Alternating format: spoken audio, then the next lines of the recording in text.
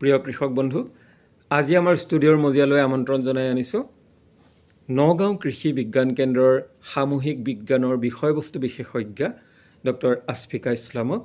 আৰু তেখেতৰ সৈতে আজি আমি কথা পাতিবলৈ লৈছোঁ থলুৱা ফল মূলৰ গুণাগুণ, সংৰক্ষণ আৰু ইয়াৰ ব্যৱহাৰ সম্পৰ্কে। আহকচোন আমি তেখেতৰ পৰা এই বিষয়ে কিছু কথা শুনো।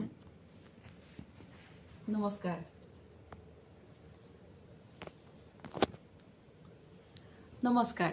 আজি আমি কথা পাতিম থলুৱা ফল মূলৰ বিষয়ে। আমাৰ অসমত খুব ধুনীয়া এটা এনভাইৰনমেণ্ট আছে য'ত আমি বহুত বেছি ব্লেছড, আৰু আমাৰ এই অসম বা আমাৰ নৰ্থ ইষ্টতে ক'বলৈ গ'লে বহুত বেছি আমাৰ থলুৱা ফল মূল আছে যিখিনি সংৰক্ষণৰ খুবেই বেছি দৰকাৰ, যিখিনি এতিয়া হয়তো বিলুপ্তি পথত, কিন্তু সেইখিনি আমি সুৰক্ষা কৰাটো খুব বেছি দৰকাৰ। আজি আলোচনাৰ শিতানত সেয়াই আমি কথা পাতিম থলুৱা ফল মূলৰ সংৰক্ষণৰ ওপৰত।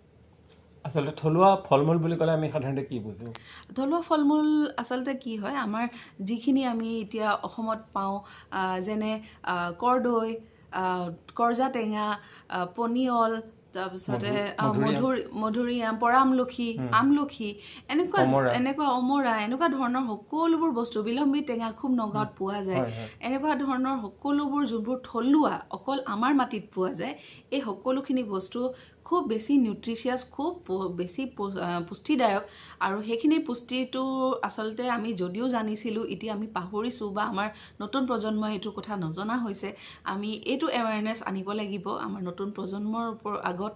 আৰু এইখিনি বস্তু, এই গছখিনি আমি সুৰক্ষা কৰাটো আমাৰ বহুত বেছি জৰুৰী হৈ গৈছে।